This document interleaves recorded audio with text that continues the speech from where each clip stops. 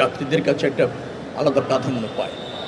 এই চাহিদার কারণে বেশ কিছু সীমাবদ্ধতাও তৈরি হয়ে যায়, কারণ যাত্রীর চাহিদা প্রচুর, বাট ট্রেনের সংখ্যা বা যাত্রীদের যাতায়াত নিশ্চিত করবার জন্য আমাদের যে ট্রেনের সংখ্যা সেটা পর্যাপ্ত নয়।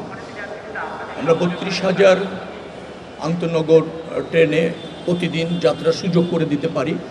ঈদ উপলক্ষে আরও ২৫% বৃদ্ধি করে ৪০,০০০-এর মতো যাত্রী যাওয়ার সুযোগ করে দিতে পারি। বাট লক্ষ লক্ষ যাত্রী বাই ট্রেন যাওয়ার ইচ্ছা আছে, তো সেই ম্যানেজমেন্টটা একটু চ্যালেঞ্জ।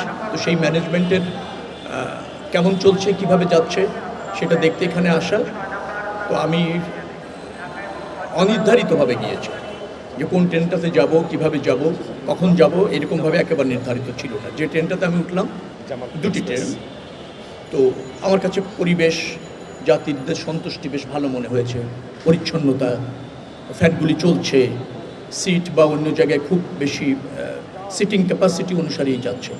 যদিও আমরা ক্যাপাসিটির বাইরেও কিন্তু 25% টিকিট আমাদের দিতে হয়েছে যাত্রীদের চাহিদা বিবেচনা করে। তো তারপরও আমার কাছে মনে হয়েছে যে না, সব কিছু স্মুথলি চলেছে। সকাল থেকে আমি যতটা জানি যে 3টি ট্রেনের সম্ভবত একটু ডিলে হয়েছে। একটা হলো আসতে দেরি করেছে, সেটা হুইল স্লিপ করেছিল, সেটাও একটা অনাকাঙ্ক্ষিতভাবে ট্রেন লাইনের উপর প্রচুর খড়, ওটাকে বলা হয় ধানের অবশিষ্ট অংশ আর কি, খড় আমাদের এলাকায় যেটা বলে, সেটা নেড়ে দেয় আর কি, শুকানোর জন্য দিয়ে দেয়, তাতে স্লিপ করেছে হুইল। তো সেই কারণে সেখানে গিয়ে আবার আমাদের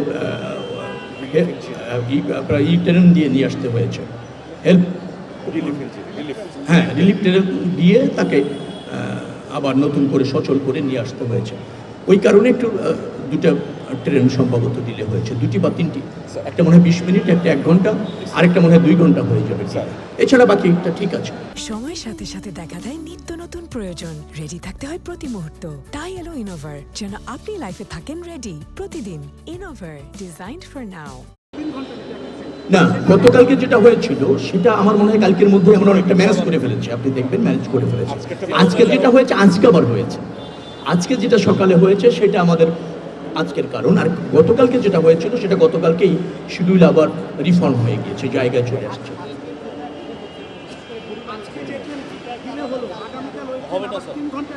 না, আমরা তা মনে করছি না। আমরা মনে করছি আজকের মধ্যে সেটা ম্যানেজ হবে, আমরা তো মনে করছি। আচ্ছা,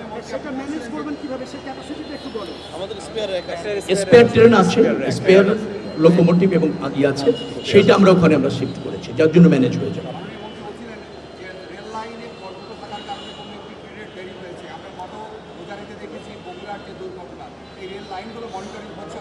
না না, আমি আপনাকে বলি, আমাদের সেই 1930, 40, 45 সালের ট্রেন লাইন আছে এবং দীর্ঘ দিনের সেই লোকোমোটিভ কোচ আছে।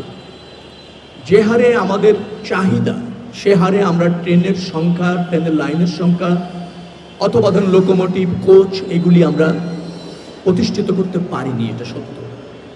তো যে সমস্ত জায়গায় ঝুঁকি আছে, দুর্ঘটনা ঘটতে পারে, ডিরেল হয়ে যেতে পারে, সেই সব জায়গা চিহ্নিত করে এবার আমরা বিশেষ ব্যবস্থা ঈদের আগে নিয়েছি।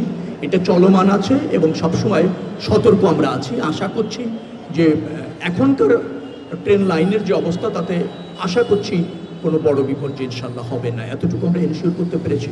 বাকিটা চ্যালেঞ্জ। আমি আবারও বলছি, আমাদের ব্যবস্থাপনা আমরা সর্বোচ্চ মনোযোগ রেখেছি, কিন্তু যেমন এই বললাম আপনাকে যে ট্রেন লাইনের উপর খড় নাড়ছে কিলোমিটার টু কিলোমিটার, সেখানে ওটা সরাতে গিয়ে, নিবৃত্ত করতে গিয়ে জনগণ ক্রোধ হয়ে আমাদের মারধরও করে ট্রেনের কর্মচারীদের, এরকম একটা অবস্থা তো আছে। আবার সমস্ত স্টেশনগুলি সিকিউর না, তাকে একেবারে আবদ্ধ করা যায়নি, প্রবেশ অধিকার নিয়ন্ত্রণ করবেন সেটাও করা যায়নি। তো এরকম একটা ব্যবস্থার মধ্যে যা আছে তাই নিয়ে আমরা চেষ্টা করছি। আমি মনে করছি স্বস্তি হবে। আর পরিবেশের অনেকটা উন্নতি হয়েছে। যাত্রীরাও আমাকে বলেছে একেবারে জরাজীর্ণ অবস্থা ছিল, এখন যে কোনো সময় হচ্ছে সার্ভিসটা ভালো, পরিবেশটা ভালো, শিডিউলটাও ভালো, টিকিট যে বিক্রি হয়েছে সেখানে কোনো অনিয়ম বা সিন্ডিকেট এরকম হয়নি।